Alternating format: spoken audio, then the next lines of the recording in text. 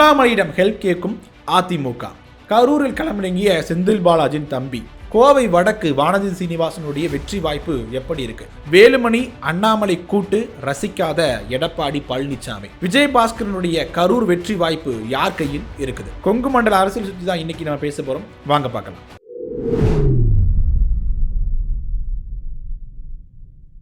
முதல் விஷயமா அண்ணாமலையிடம் ஹெல்ப் கேட்கும் அதிமுக விஷயத்துக்கு வருவோம். அதாவது இதுக்கு முன்பாக ஒரு புகைப்படத்தை நீங்கள் பார்த்துருக்கலாம். என்ன அப்படின்னா, கொங்கு மண்டலத்தில் போட்டியிடக்கூடிய அதிமுகவின் வேட்பாளர்கள் நேரடியாக அண்ணாமலையிடம் சென்று இவங்க பிரச்சாரத்திற்கு பிரச்சனை பண்ணி கொடுக்கணும் அப்படின்னு வாழ்த்து பெற்றதாக ஒரு புகைப்படம் வெளியாகுச்சு.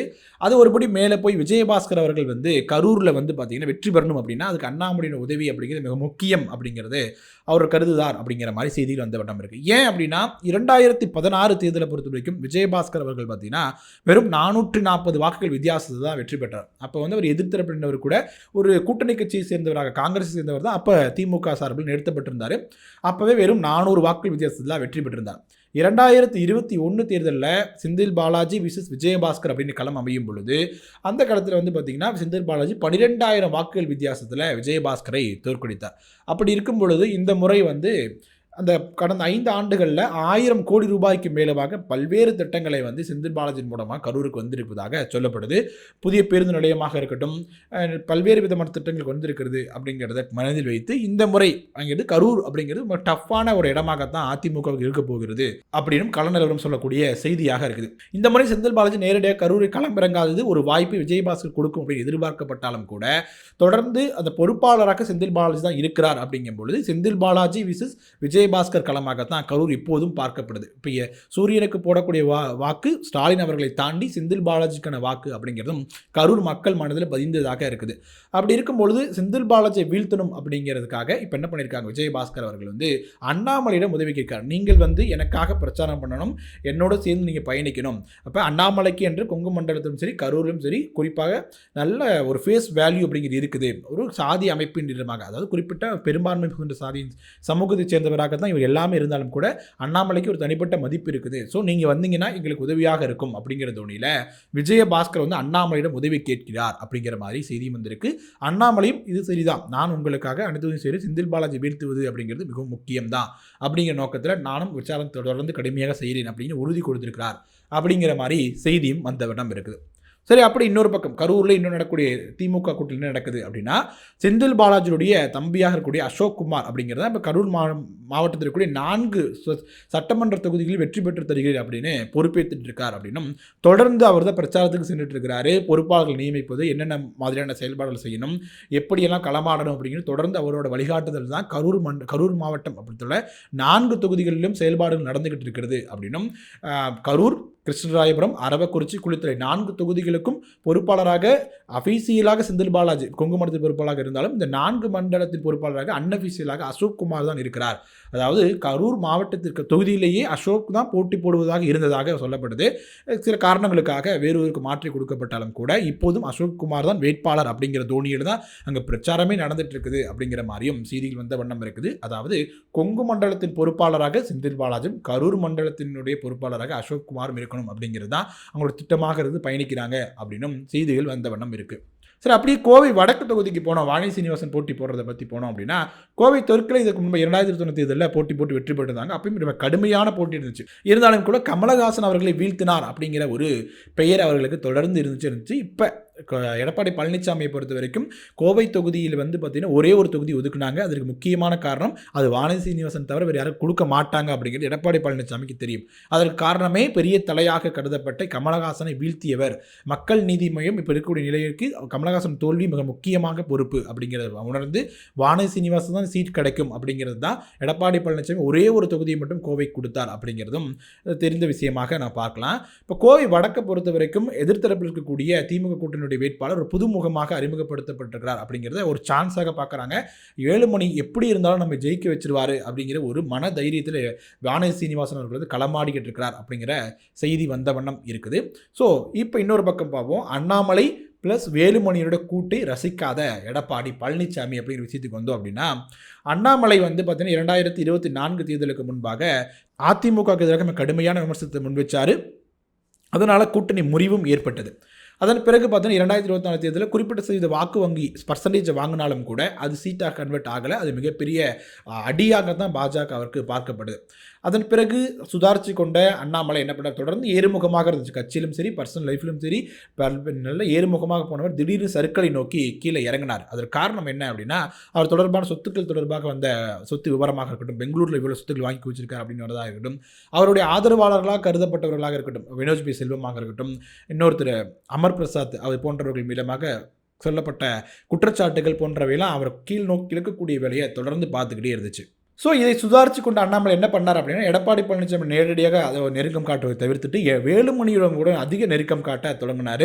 அதற்கு பிறகு வேலுமணியுடைய அந்த திருமண விழாவில் தான் இந்த அதிமுக பாஜக கூட்டணி உறுதியானது அப்படிங்கிற வரைக்குமே நமக்கு தகவல் தெரியும்.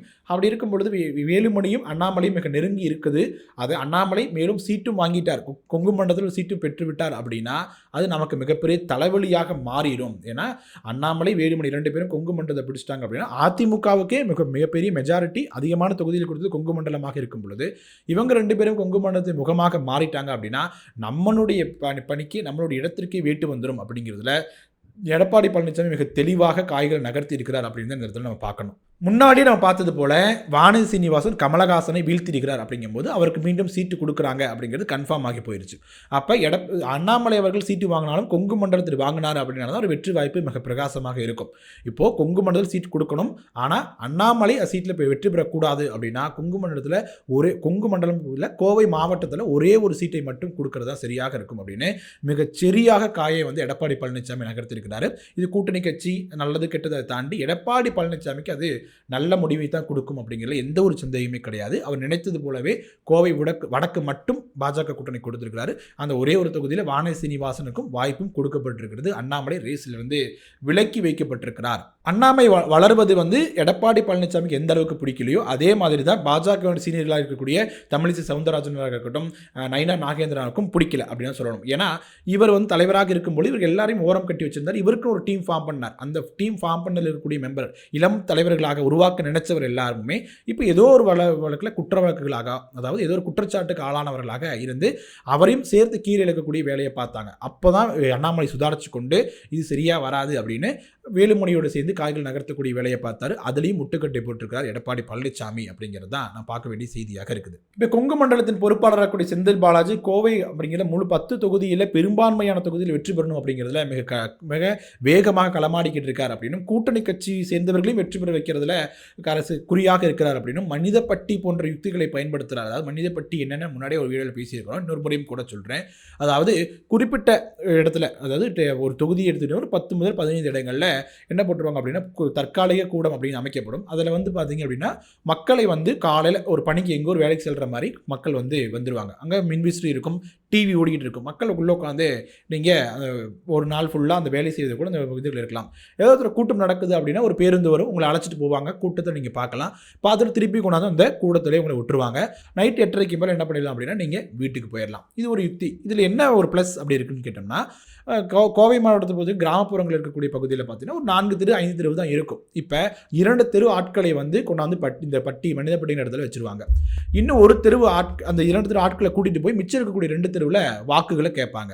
இப்போ எதிர்க்கட்சிகள் வாக்கு கேட்கணும் அப்படின்னா நான் இவங்க போகக்கூடிய சீட்டுக்குள்ளே அவங்களால போக முடியாது, மிச்சம் இருக்கக்கூடிய 2 சீட்டில் போகலாம் அப்படின்னா அங்கே ஆட்களை இருக்க மாட்டாங்க. அப்படிங்கிறது தான் இதோட முக்கியமான கான்செப்டாக பார்க்கப்படுது. இது நகர்ப்புறத்தில் எந்த அளவுக்கு ஒர்க் அவுட் ஆகுமோ தெரியாது, ஆனால் கிராமப்புறங்களில் மிகப்பெரிய அளவில் ஒர்க் அவுட் ஆகுது. இதுதான் கரூரில் நிறைய இடங்களில் அவர் பயன்படுத்தினார், ஈரோடு இடைத்தேர்தலும் கூட பயன்படுத்தினார், இது உள்ளாட்சி தேர்தலிலும் கூட நிறைய அளவில் பயன்படுத்தினார். வார்டுக்குள்ளே குறிப்பிட்ட சதவீத மக்களை எடுத்துகிட்டு போய் மிச்சம் இருக்கக்கூடிய மக்கள்கிட்ட வாக்குகளை கேட்பாங்க. எதிர்க்கட்சிகள் வாக்கு கேட்கறதுக்கு மக்கள் இருக்க மாட்டாங்க அப்படிங்கிற நிலையை உருவாக்குறது அப்படிங்கிறது தான் இதோடைய ஒரு ஸ்ட்ராட்டஜியாக பண்ணப்பட்டது.